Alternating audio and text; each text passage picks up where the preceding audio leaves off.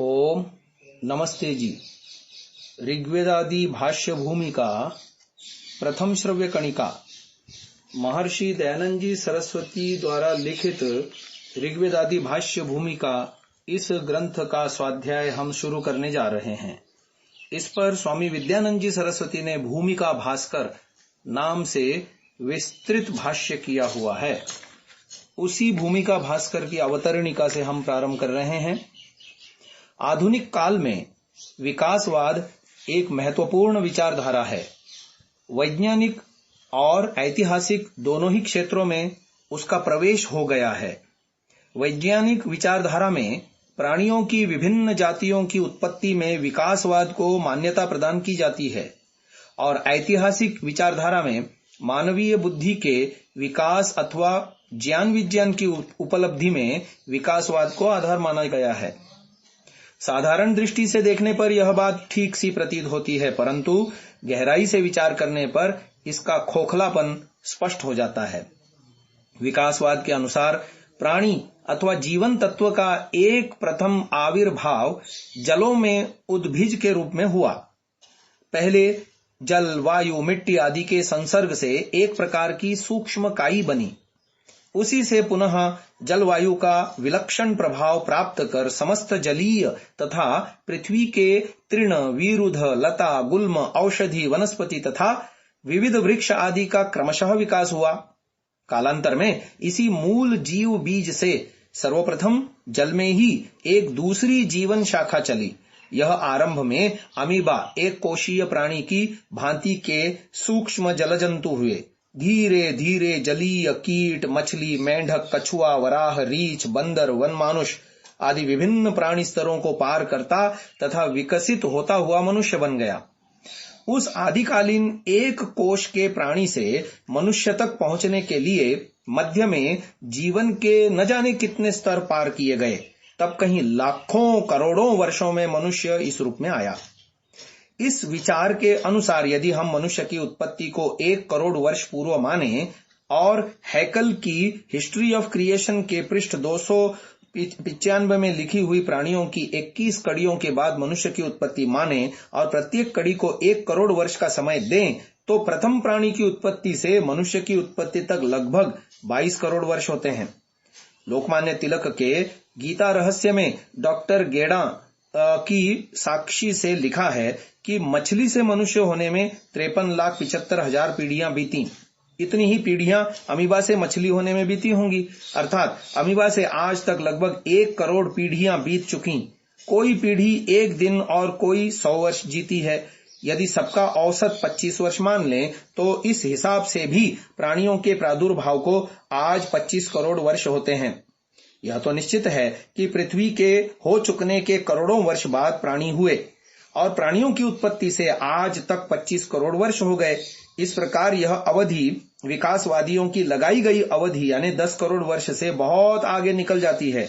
ऐसी दशा में यह विकास समय की दृष्टि से कितना लचर है यही स्पष्ट होता है। आद्यकालीन प्राणी रचना को क्रमिक विकास सिद्धांत के आधार पर मानने वाले विद्वानों ने इस बात पर विचार किया है कि एकमात्र मूल से अनेक शाखा प्रशाखाओं में बंटकर विभिन्न योनियों के रूप में जीवन कैसे पहुंच जाता है। उनका कहना है कि प्राणी की इच्छा और आवश्यकता ऐसी स्थितियां हैं जो उसके विकास और परिवर्तन का विशेष कारण बनती हैं। भोजन के लिए प्रयत्न तथा प्राकृतिक संघर्षों एवं शत्रुओं से रक्षा के लिए प्राणी को अनेक परिवर्तनों में से गुजरना पड़ा है। उनमें से जो अपने को प्रकृति के अनुकूल बनाने में सफल हो सके वे बच गए और जो उन संघर्षों में अपने को आवश्यकता अनुसार परिवर्तित न कर सके एवं जीवन की रक्षा में असमर्थ रहे वे नष्ट हो गए। किन्हीं कारणों से शरीरों में धीरे धीरे परिवर्तन होता रहा और प्राणी विभिन्न योनियों के रूप में बंट गया। आधुनिक विकासवाद के अनुसार प्राणी के क्रमिक विकास में उसकी आवश्यकता जन्य इच्छा और उसको पूरा करने के लिए किए गए चिरकालीन अभ्यास के परिणाम स्वरूप होने वाले आकृति परिवर्तन के उदाहरण के रूप में अफ्रीका में मरु प्रदेशों में पाए जाने वाले लंबी गर्दन वाले जिराफ नामक पशु का उल्लेख किया जाता है। कहते हैं यह पहले ऐसा नहीं था। जैसा आज देखा जाता है। जिराफ ने जब वृक्षों पर नीचे के पत्ते खा लिए तो ऊपर के पत्ते खाने की इच्छा हुई। अपनी इस आवश्यकता की पूर्ति के लिए वह गर्दन उठा उठाकर ऊपर के पत्ते खाने का प्रयत्न करने लगा। चिरकाल तक ऐसा करते रहने से उसकी गर्दन लंबी हो गई। परंतु बकरी जब नीचे के पत्ते चुग लेती है तब तने पर या टहनियों पर अगले पैर रखकर ऊपर के पत्ते चुग लेती है। लाखों वर्षों से वह इसी तरह अपना पेट भरती आ रही है। जहां उसके पैर नहीं पहुंच पाते, जिराफ की तरह वहां के पत्ते भी वह खाना चाहती है, परंतु आज तक न उसकी गर्दन बढ़ी, न उसका अगला भाग लंबा हुआ, न उसके लिए चारे की कमी हुई। यहाँ यह भी विचारणीय है कि गर्दन बढ़ाने की बजाय जिराफ में बंदर की तरह पेड़ पर चढ़ने की प्रवृत्ति का विकास क्यों नहीं हुआ। परिस्थिति के अनुरूप आवश्यकतावश आकृति परिवर्तन की मान्यता अन्यथा भी युक्तियुक्त नहीं है। न जाने कब से मनुष्य उत्तरी ध्रुव तथा ग्रीनलैंड जैसे हिम प्रधान प्रदेशों में बसा हुआ है, किंतु शीत से बचने की इच्छा और आवश्यकता के होते हुए भी उसके शरीर पर रीछ जैसे बाल पैदा नहीं हुए। इतना ही नहीं, जैसे लंबे बाल राजस्थान की तपती मरुभूमि में रहने वाले भेड़ के होते हैं, वैसे ही हिमालय के शीत प्रधान प्रदेश में रहने वाले भेड़ के होते हैं। अफ्रीका के अति उष्ण प्रदेशों में दीर्घ रोमा रीछ और रोम रहित गैंडा एक साथ रहते हैं। अपने ही देश में एक जैसी परिस्थिति में रहने वाली गाय और भैंस में अंतर देखा जाता है। भैंस का चर्म पतला, चिकना, लघु रोम होता है। इसके विपरीत गाय का चर्म अपेक्षाकृत कठोर और रोम बहुल होता है। विकासवाद के अनुसार आत्मरक्षा की भावना के कारण हिरण, चीतल, नीलगाय आदि अनेक प्रकार के जंगली पशुओं में नर के सींग होते हैं, मादा के नहीं। क्या आत्मरक्षा के लिए सींगों की आवश्यकता नर को ही होती है, मादा को नहीं? जंगली पशुओं की अपेक्षा मनुष्य द्वारा पालित व सुरक्षित गाय, भैंस आदि को कम खतरा होता है। फिर क्या कारण है कि उनमें नर और मादा दोनों के ही सींग होते हैं? भाई और बहन एक ही परिस्थिति में उत्पन्न होते और बढ़ते हैं, परंतु बहन के मुंह पर दाढ़ी मूछ का नाम भी नहीं होता। हाथी और हथनी एक ही परिस्थिति में रहते हैं, पर हथनी के मुंह में बाहर को निकले बड़े दांत नहीं होते। मोर और मयूरी और इस प्रकार मुर्गा और मुर्गी एक ही परिस्थिति में उत्पन्न होते हैं, पलते हैं और बढ़ते हैं, पर मयूरी और मुर्गी के वे सुंदर पर और कलगी नहीं होते जो मोर और मुर्गे के होते हैं। भारत में व्याघ्र, सिंह और हाथी होते हैं, पर वे इंग्लैंड आदि कई देशों में नहीं होते। जिराफ अफ्रीका में, कांगारू ऑस्ट्रेलिया में और मोर भारत में होता है। यूरोप वासियों के द्वारा वहां पहुंचाए जाने से पहले ऑस्ट्रेलिया में खरगोश नहीं होता था। स्पष्ट है कि जब तक कोई प्राणी कहीं न पहुंचे और तत्पश्चात अपनी संतति का विस्तार न करे, तब तक कोई प्राणी आप ही आप वहां पैदा नहीं होता। मनुष्य को छोड़कर जितने प्राणी हैं, पैदा होने से मृत्यु पर्यंत उनके बालों में किसी प्रकार का परिवर्तन नहीं होता। जो गाय जिस रंग की पैदा होती है, आजीवन उसी रंग की रहती है, परंतु न चाहते हुए भी मनुष्य के बाल रंग बदलते रहते हैं। जितने पशु हैं पानी में डालते ही तैरने लगते हैं। मनुष्य का तथाकथित पूर्वज बंदर भी पैदा होते ही तैरने लग जाता है। यहाँ तक कि राजस्थान की वह भैंस भी, जिसने जीवन में कभी तालाब के दर्शन कभी भी नहीं किए होते, अवसर मिलने पर झट तैरने लगती है। परंतु मल्लाह का बेटा भी तैरना सीखे बिना नहीं तैर सकता। प्राणी मात्र में आत्मरक्षा की प्रवृत्ति स्वाभाविक है। यह प्रवृत्ति पतंगे में भी होनी चाहिए। दीप शिखा के संपर्क में आते ही वह जल जाता है। न जाने कब से जलता आ रहा है, परंतु उसने कभी भी उससे बचने का प्रयास नहीं किया। इसके लिए उसे कोई विशेष प्रयत्न भी अपेक्षित नहीं था। दीप शिखा से तनिक दूर रहने का अभ्यास मात्र करना था, किंतु लाखों करोड़ों वर्षों में वह इतना भी नहीं कर पाया। मनुष्य को विकास क्रम में अंतिम सर्वश्रेष्ठ प्राणी माना जाता है। तब भी मनुष्य की तुलना में चींटी जैसे क्षुद्र प्राणी को वर्षा का तथा कुत्ते जैसे निकृष्ट प्राणी को भूकंप का पूर्वानुमान कैसे हो जाता है? प्रशासनिक योग्यता की दृष्टि से मधुमक्खी को आदर्श क्यों माना जाता है? प्रत्येक प्राणी अधिक से अधिक काल तक जीना चाहता है। विकास के किसी भी स्तर पर उसने इस इच्छा का परित्याग नहीं किया होगा। तब मनुष्य की अपेक्षा कहीं निम्न स्तर के प्राणी, कछुआ, सांप आदि क्यों दीर्घजीवी होते हैं? थोड़े काल में अधिक मार्ग तय करने के लिए मनुष्य मोटरों और वायुयानों का आविष्कार और विकास कर रहा है। तब उसने चीते की तेज गति को छोड़ना कब चाहा होगा? कुत्ते की घ्राण शक्ति और गृध्र की दूरदृष्टि को भी उसने जानबूझकर कभी खोना नहीं चाहा होगा। अनुपयोगी जानकर उसकी उपेक्षा कर दी होती तो आज चोरों को पकड़ने के लिए मनुष्य को उस पर निर्भर होना क्यों पड़ता? तो ये सारे प्रश्न हैं विकासवाद के ऊपर। आगे और इसकी चर्चा कल की श्रव्य कणिका में करेंगे। इसे यहीं विराम देते हैं। ओम ओम नमस्ते जी। द्वितीय श्रव्य कणिका ऋग्वेदादि भाष्य भूमिका, महर्षि दयानंद जी सरस्वती, उस पर लिखा है भाष्य भूमिका भास्कर नाम से स्वामी विद्यानंद जी द्वारा। हम मनुष्य के विकासवाद की बात को गत श्रव्य कणिका में आपको बता रहे थे कि मनुष्य को विकास क्रम में अंतिम सर्वश्रेष्ठ प्राणी माना जाता आ रहा है। तब भी मनुष्य की तुलना में चींटी जैसे क्षुद्र प्राणी को वर्षा का तथा कुत्ते जैसे निकृष्ट प्राणी को भूकंप का पूर्वानुमान हो जाता है। प्रशासनिक योग्यता की दृष्टि से मधुमक्खी को आदर्श माना जाता है।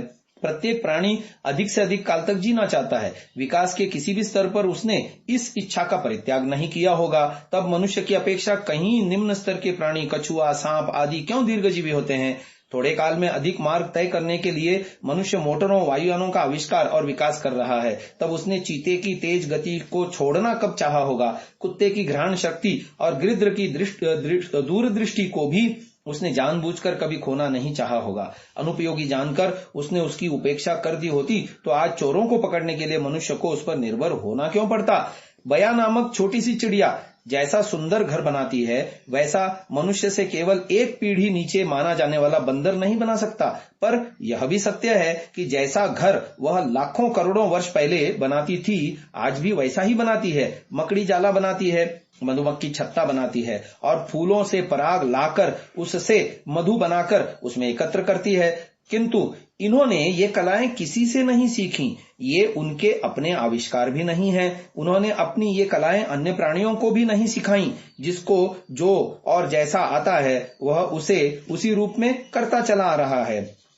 लामार्क नामक विद्वान ने चूहों की दुमें काट काट कर बिना दुम के चूहे पैदा करना चाहा। चूहों की अनेक पीढ़ियों तक वह ऐसा करता रहा, पर बिना पूंछ के चूहे पैदा ही न हुए।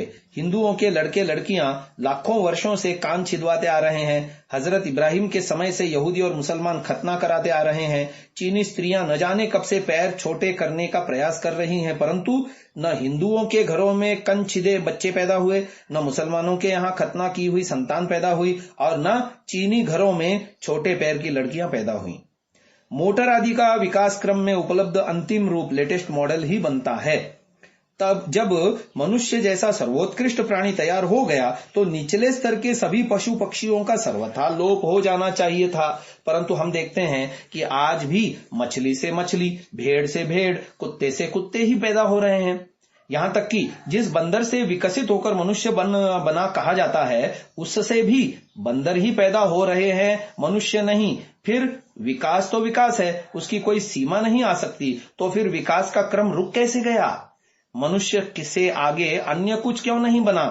इस प्रकार के सैकड़ों उदाहरण दिए जा सकते हैं। अनेकों प्रश्न हैं जो विकासवाद द्वारा प्रतिपादित सिद्धांत के व्यतिक्रम को स्पष्ट करते हैं और प्रश्न ही खड़े रहते हैं। वस्तुतः जो योनियां जिस प्रकार की हैं वे सदा से वैसी ही हैं और भविष्य में भी वैसी ही बनी रहेंगी। आवश्यकता, तन्मूलक इच्छा, अभ्यास एवं वातावरण या परिस्थिति के कारण उनमें किसी प्रकार का परिवर्तन संभव नहीं। अत्यंत प्रतिकूल प्राकृतिक परिस्थितियों में अनेक जातियां नष्ट भले ही हो जाएं, पर उनमें ऐसा परिवर्तन नहीं हो सकता जो उनकी नैसर्गिक जाति को बदल डाले। इन सब बातों से प्रमाणित होता है कि आदिम मनुष्य ने हीन मस्तिष्क प्राणियों से विकसित होकर उन्नति नहीं की, प्रत्युत वे परमात्मा की विशिष्ट मौलिक रचना थे और आज के उत्तम से उत्तम मस्तिष्कों की अपेक्षा अधिक उन्नत एवं विकसित थे। विज्ञान कहता है कि सर्वप्रथम एक कोश का प्राणी हुआ, पर इस समस्या का समाधान विज्ञान आज तक नहीं कर पाया कि वह एक कोश या प्राणी कैसे हो गया। अमीबा नाम का प्राणी जो एक कोश का देह है, ठीक वही देह अनेकानेक संस्था में मिलकर अनेक कोश युक्त प्राणी देह की रचना करते हैं। ऐसा विज्ञान के लिए भी सिद्ध करना कठिन है। यदि एक कोश का प्राणी आप ही आप उत्पन्न हो सकता है तो मनुष्य भी आप ही आप उत्पन्न हो सकता है। अन्यथा जिस अंतर्व्याप्त शक्ति के प्रभाव से एक सेल का अमीबा उत्पन्न हो सकता है, उसी शक्ति से मनुष्य शरीर की रचना होने में किसी प्रकार की बाधा उपस्थित नहीं हो सकती। वनस्पति शास्त्र के अंतरराष्ट्रीय ख्याति प्राप्त विद्वान डॉक्टर बीरबल साहनी से पूछा गया, आप कहते हैं कि आरंभ में एक सेल के जीवित प्राणी थे, उनसे उन्नति करके बड़े बड़े प्राणी बन गए, आप यह भी कहते हैं कि आरंभ में बहुत थोड़ा ज्ञान था, धीरे धीरे उन्नति होते हुए ज्ञान इस अवस्था तक पहुंच गया जिसको आज विज्ञान पहुंचा हुआ है। तब आप यह तो समझाइए कि where did life come from in the very beginning and where from did knowledge come in the very beginning. अर्थात आरंभ में जीवन कहां से आया और आरंभ में ज्ञान कहां से आया, क्योंकि जीवन शून्य से उत्पन्न हो गया और शून्य से ज्ञान उत्पन्न हो गया, यह नहीं माना जा सकता। डॉक्टर साहनी ने उत्तर में कहा, with this we are not concerned as to where from life come in the very beginning of where from knowledge come. In the very beginning, we are to take it for granted that there was some life in the beginning of the world and there was some knowledge also in the beginning of the world, and by slow progress it increased. अर्थात इसके साथ हमारा कोई संबंध नहीं कि आरंभ में जीवन या ज्ञान कहां से आया। हम इस बात को स्वीकार करके चलते हैं कि आरंभ में कुछ जीवन भी था, कुछ ज्ञान भी। इससे स्पष्ट है कि विकासवाद जिसका इतना शोर है और जिसे अर्ध शिक्षित जन अंतिमित्थम के रूप में मानते चले आ रहे हैं, युक्ति के सामने ठहर नहीं सकता। सच तो यह है कि यद्यपि मानव में ज्ञान का विकास उसकी चिंतन शक्ति के साहचर्य से होता है, तथापि जो कुछ ज्ञान वह प्राप्त करता है उसका आदि मूल वह स्वयं नहीं है। वेद की ध्वनि अपने आदि स्रोत परमेश्वर से निश्वसित होकर परा पश्यंती मध्यमा मार्गों से होती हुई वैखरी के रूप में हमें प्राप्त हुई। जिन ऋषियों के माध्यम से वह हम तक पहुंची वे उसके रचयिता न होकर अभिव्यंजक मात्र थे। अनादिकाल से मनुष्य वेद रूपी ज्ञान के निरतिशय एवं अक्षय कोश से अपनी बुद्धि की ज्ञान प्राप्त करने की चेतना अपनी शक्ति के अनुसार ग्रहण करता आ रहा है। यही स्थिति भाषा की भी है। भाषा विज्ञान के सभी विद्वान स्वीकार करते हैं और यह सबके प्रत्यक्ष का विषय है कि मनुष्य भाषा का निर्माण नहीं करता, वह अपने पूर्वज साथियों से ग्रहण करता है। वह भाषा को अर्जित करता है, सीखता है, बनाता नहीं। हम अपनी पहली पीढ़ी से सीखते हैं। हमसे पहली पीढ़ी वालों ने उस भाषा को अपने पूर्वजों से प्राप्त किया होगा। इस प्रकार प्रत्येक पीढ़ी अपने से पहली पीढ़ी से भाषा को ग्रहण करती है, किसी अपूर्व भाषा का निर्माण नहीं करती। इस क्रम को अतीत की ओर जारी रखा जाए तो प्रश्न होगा कि आदि मानव ने भाषा का अर्जन किससे किया होगा। उससे पहले तो कोई मानव समाज था ही नहीं जिससे वह भाषा सीख सकता। जब यह सर्वसम्मत सिद्धांत है कि मानव द्वारा भाषा का एक पीढ़ी से दूसरी पीढ़ी को मात्र संक्रमण होता है, उसका निर्माण करने में वह असमर्थ है, तब यही मानना होगा कि आदि मानव ने परमेश्वर हिरण्यगर्भ समवर्तताग्रे ही से भाषा का ग्रहण किया होगा। किंच भाषा न केवल शब्द का नाम है, न केवल अर्थ का, अपितु एक नियत अर्थ के साथ संबद्ध शब्द का नाम भाषा है। शब्द का अर्थ के साथ संबंध जोड़ने के लिए, दूसरे शब्दों में भाषा निर्माण के लिए पहले एक भाषा का होना आवश्यक है। उसके बिना मनुष्य भाषा का निर्माण या विकास नहीं कर सकता। इस प्रकार की भाषा बीज रूप सत्य विद्याओं के समान ईश्वर से ही प्राप्त हो सकती है। इस प्रकार ईश्वर से प्राप्त होने वाला ज्ञान शब्दमय वेद ठहरता है। ज्ञान की परत्र संक्रांति शब्द के बिना नहीं हो सकती। वास्तव में भाषा और ज्ञान का समवाय संबंध है, एक के बिना दूसरे की कल्पना नहीं की जा सकती। तारापुर वाला ने elements of the science of language में ठीक ही लिखा, as soon as a man begins to think, that is to have concepts, he must have a language. Tarapur वाले का अनुमोदन करते हुए मानव विज्ञान शास्त्री एंथ्रोपोलॉजिस्ट R.R. मेरेट ने लिखा है, if language is ultimately the creation of intellect, yet hardly less fundamentally is the creation of language. ये एंथ्रोपोलॉजी पेज नंबर 130। इस प्रकार आदि मानव को बीज रूप में ज्ञान तथा भाषा दोनों का परमेश्वर से प्राप्त होना ही युक्ति संगत है। ज्ञान के संदर्भ में विकासवादी दृष्टिकोण का विस्तृत विवेचन वेदोत्पत्ति विषय के अंतर्गत हुआ है, उसको वहीं क्रमशः पढ़ लेंगे। आज की इस चर्चा को हम यहीं विराम देते हैं। आगे की चर्चा विकासवाद एवं वेदार्थ के ऊपर आ रही है, तो उसको हम कल करेंगे। ओम।